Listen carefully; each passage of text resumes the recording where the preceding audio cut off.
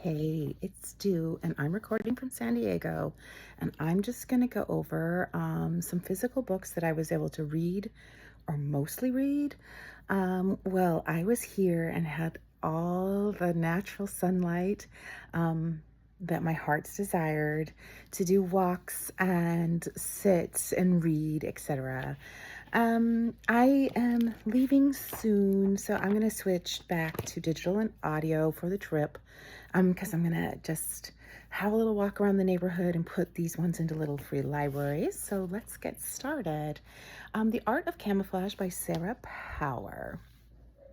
So, this book I hauled at the Friends of the Library, my local, and I picked it because it's a small Canadian imprint, freehand books that I was interested in trying, but also in the bio of this Sarah Powers bio, it says that she lives with her in Ottawa with her husband, 3 children, and a hound dog. And one of the 52 Book Hub 2026 book challenge prompts is read a book who has a dog in the bio. So this is actually the first one I came across, and this is the first one I read. I didn't anticipate liking this, and I actually was reading this in a public place yesterday evening and ended up talking to a lot of people about it, especially how much I like it. Where I'm at, there's military bases, so this covers women in the military, either service women, military wives, or military daughters growing up on bases. And it's a Canadian author, so it's the Canadian military. And I think in the front, yes, someone who I don't know, whose name is Lisa Moore, says striking, subtle, and ultimately spectacular. I think I would agree with all of those things. These stories are sometimes really confronting, sometimes really subtle, but ultimately, each story and as a collection um, were quite both enjoyable and insightful. I really liked this book. I think this book would be for anyone who has military experience and or has been adjacent to it. I think that she does a good job of telling various stories of women in the military. The next book was also Lake Union is I think an imprint of Amazon in the Seattle area, and All I Ask is Everything by Hadley Leggett is a Seattle author and a Seattle setting and it's a book about 3 women who think they know best, trying their best, but also have their flaws as a human, trying to navigate the child. I think at the time in the author's note, it's the Child Protective Services in Washington State. They've since changed the name, but there are some children whose custody is being fought over while the mother handles some grief and some mental health and does her best to do it alone and maybe needs other people. I think that the story intended to do, and the premise was really good. It was too stereotypical in the dynamics amongst the women. There were 3 different points of views, the 3 different women, which didn't read like different people. It was only the scenarios around them that, made you realize that they were different points of views. Most of the time, there was the author struggled with that. And yeah, I found it,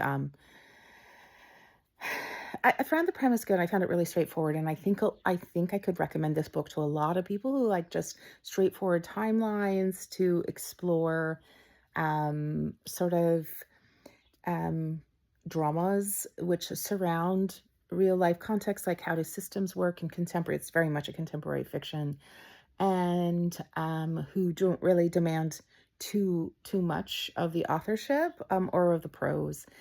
I think that there were too many stereotypes in the dynamics of the women, and I don't particularly find it enjoying or insightful, the sort of sitcom type of character development where the characters are actually just acting really immature and have communication problems, and the confrontation of real life issues would play out way differently, or there wouldn't even be issues if people actually were reflective, acted with an intentionality and maturity, and of course, sort of this forced happily ever after ending didn't bode right with me either. That being said, I'm happy that I read it. To read this smaller imprint, and I honestly think someone will really enjoy this book. I also discussed this book a little bit with a social worker yesterday evening at a happy hour, and hopefully she'll go to the Little Free Library. I said that I am dumping things off. Okay, The Messenger by Maya Montero. I am really enjoying this book. I'm not going to finish it. I'm a little more than halfway through, given all the things at the back. This is translated from the Spanish by Edith Grossman, and the setting is the 1920s um, to modern day. That's got sort of like two different timelines, a mother and a daughter, sort of telling their side of the story, and it's sort of retelling an event in Havana where the National Theater exploded with a bomb, and there was a character, I think his name is Enrico Canto, who they're kind of Maya Montero's imagining what happened to him as he disappeared after that bombing. It really very much looks into, I think they're called Santeros, the Santero culture, and also there's a character in here that one of the main protagonists is Chinese Cuban. So there's a lot of like the mythical and spiritual traditions of the Chinese immigrants and the Santeros. And I think that Edith Guzman is doing a really good job. I'm not going to finish it. I just don't have time. And it's not something that I could read out of natural light. It doesn't exist right now at my library. But also, when we get to the daughter's timeline, it's all written in italics. And then she does interviews to try to kind of figure out what happened the day of the bombing. And then those are like extremely small font italics that I can, barely squint at. I didn't bring reading glasses.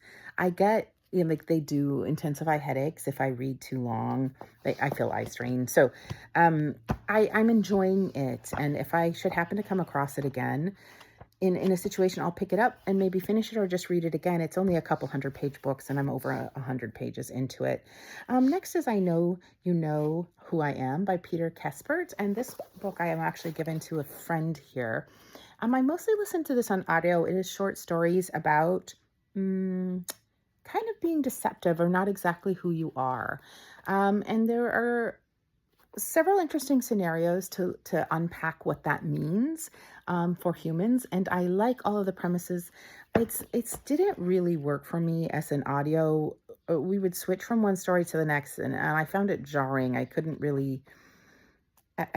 keep up, and oftentimes I'd be like, I just listened to everything and I'm still not right sure where I am. Part of it is I wasn't following along in the physical. So I've been listening to this a lot out on walks. And maybe the other part is my mind has just been sort of wandering. Anyway, I think the premises in this are a bit philosophical, making my mind wander perhaps in general. And then I'm just in a new place and I'm seeing new things and there's some novelty. I've been here plenty of times before, but I'm not where I normally live and work. So I think that also promoted my mind wandering. So I feel okay. I'm going to leave this book with my friend and see if he reads it and has any feedback about something I missed, because this does exist. I am listening to audio at my library, and it does exist in a digital, so I can pick it up and sort of go through and sort of scan through what I might have missed. I didn't get through every story, but I did get through several of them, and as it's short stories, I don't feel the same kind of obligation to finish the whole collection, and have said, although I don't know if I'm going to count myself with having read this or not, I haven't decided. And as I don't care that much about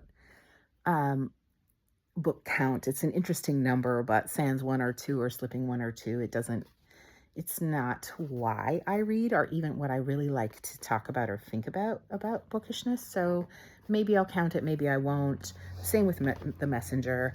And then finally, the book that I finished just upon arrival, this was sort of like my travel book, was Call Me By Your Name by Andre Aciman.